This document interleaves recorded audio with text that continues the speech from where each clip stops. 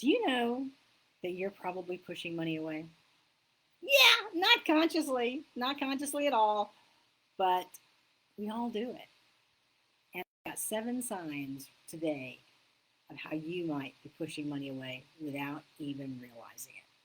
For those of you who don't really know me, I'm Dr. Beverly Wixon. Sign number 1. You receive money and you immediately spend it. Even if you're spending it on paying a bill, you're still spending it. Just like that 5-year-old me who got my birthday money and ran to the candy store so my daddy could tell me that money burned a hole in my pocket. And that's what you're doing. You're letting money burn a hole in your pocket. If you receive money and immediately spend it, even if it is to pay down a bill, you're pushing money away. You're saying, I don't want you here. I don't want to hang on to you. I want you to go. Sign number 2, you avoid looking at your bank accounts. How often do you do that? I check mine all the time. All the time. Now, I admit I don't check them every single day, but I do check them once or twice a week. And I really track them big every month because I like to see that growth. I like to see when the interest rate goes in and how much comes in.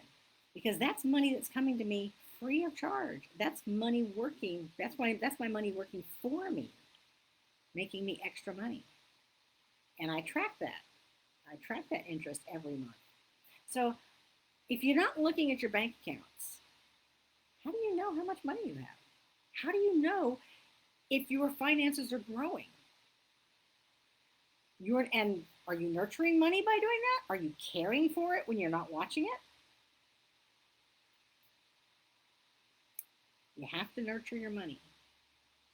So if any of these are, by the way, are hitting you, I would love to hear it in the comments. I would love for you to tell me in the comments below if this is resonating with you, if you're seeing yourself in these signs, because I'm going to tell you, I see past Beverly in all 7 that I'm telling you today.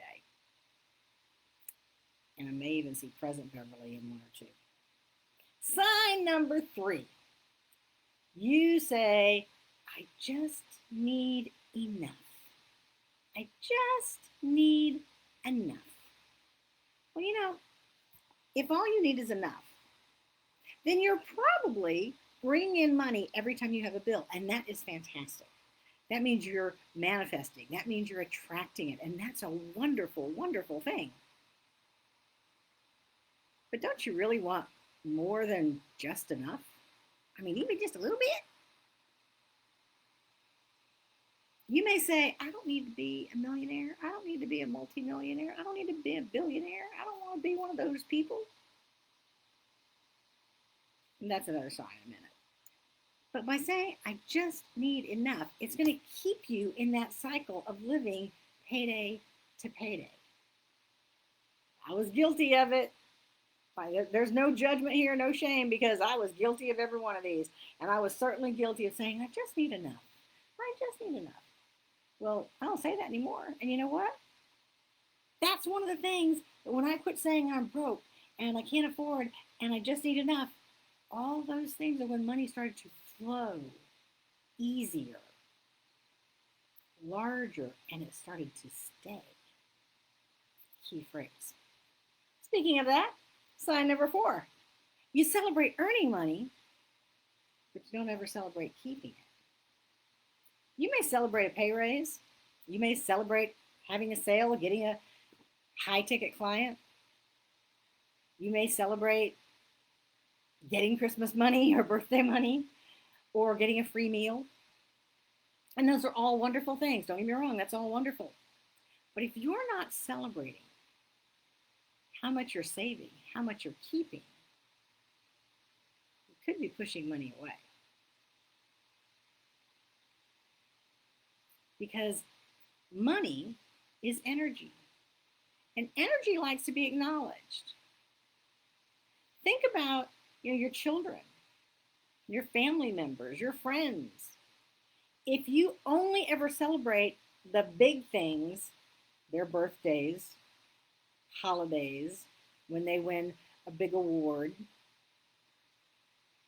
and that's all you ever celebrate, you don't celebrate them just for being a good kid, for being quiet at dinner, for, bringing you a cute little rock or making you a little picture that says, I love you, mommy. So are they going to continue doing those little things? Money's the same way. So you got to celebrate keeping it. Sign number 5. You talk more about what you don't have than what you do have. Boy, this is so typical. So typical. So many of us, it's quite the human condition, at least among the people I know, to talk about what they don't have or what they don't want. When you're focusing on what you don't have and what you don't want, you're pushing things away again. You're not opening up to what you do want, what you do have. So be grateful for what you have. Now, I'm not saying be grateful for what you have and don't want anything else. I think wanting more is a fantastic thing. But be grateful for what you have. Here in America, we talk about one percenters. We've all seen it. It's all over the internet and everywhere about Elon Musk becoming a trillionaire and about billionaires and millionaires. But if you're talking about them in a negative way, I want you to think about this. When you start being grateful for what you do have, maybe it's a roof over your head. Maybe it's running water. Maybe it's clean, fresh water. Maybe it's toilet paper. Maybe it's running indoor toilets. Maybe it's overhead fans or air conditioning. When you start being grateful for those little things and you start to look around the world, guess what?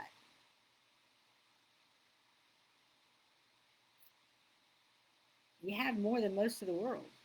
If you're able to watch this on a laptop or on a computer without thinking, I can only watch it at a certain time because the internet only works a little while here.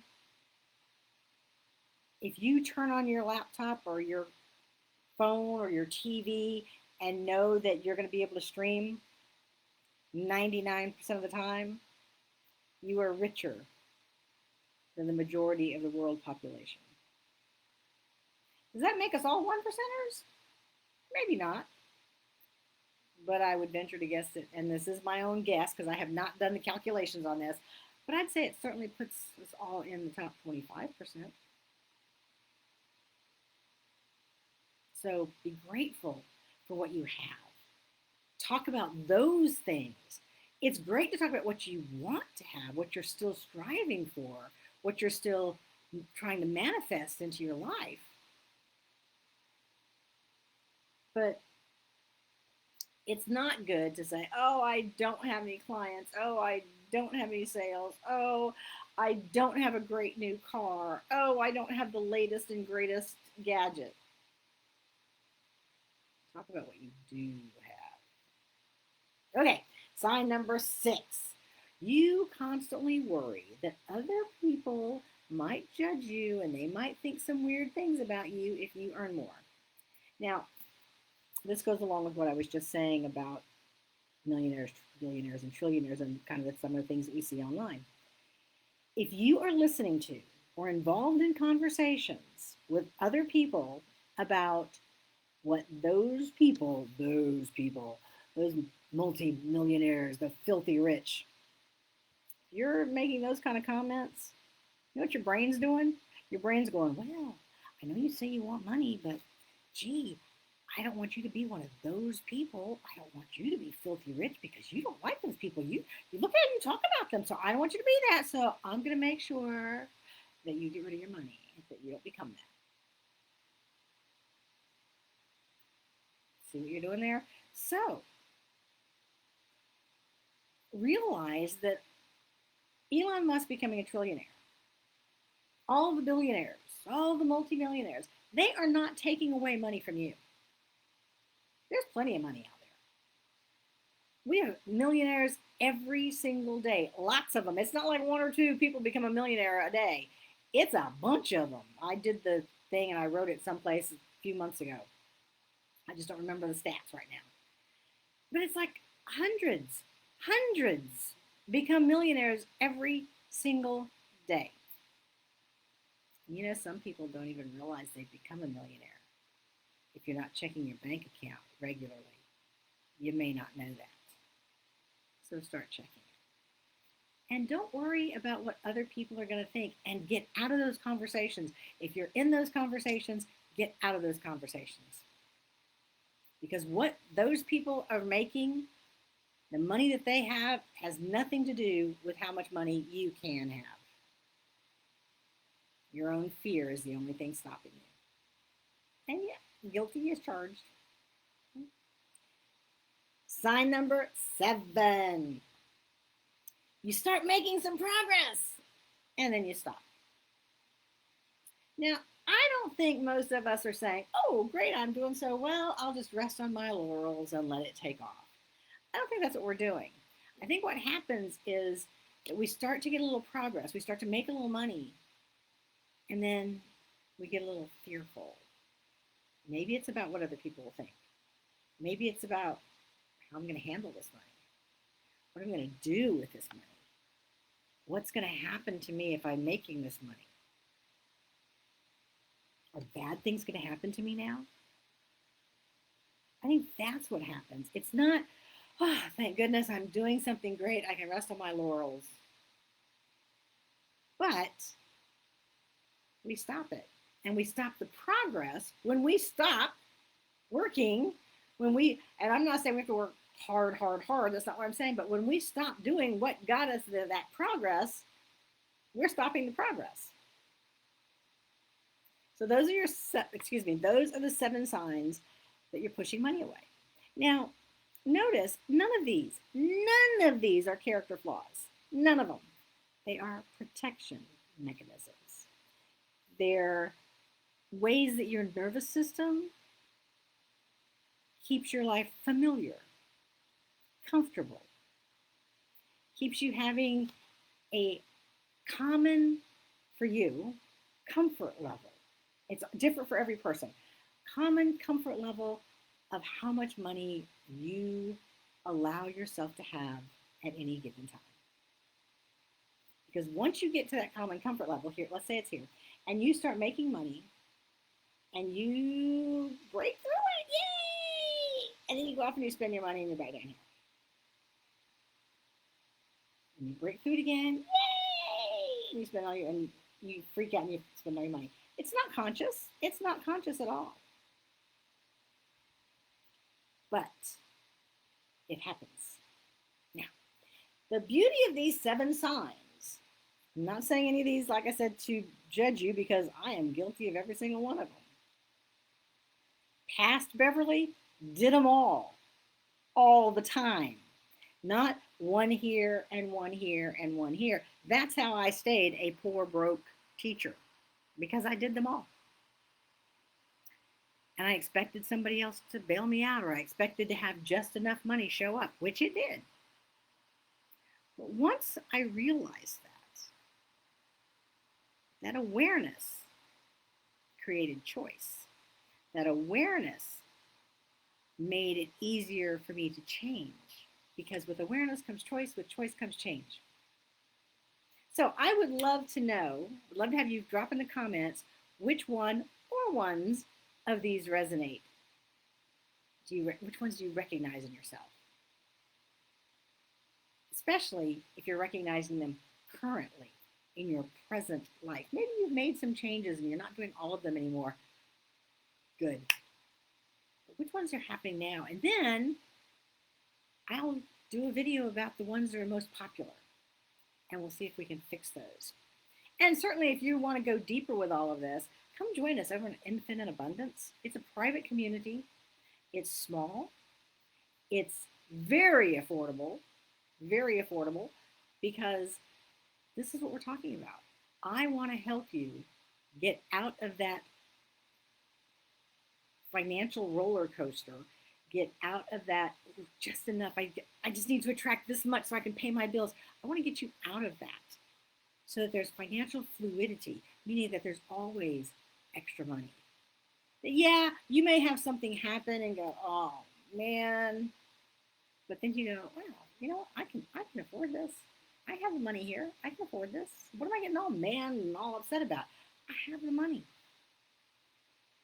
And start calming your nervous system. And that's what we're doing over in Infinite Abundance. We're doing practical stuff and we're doing energetic work.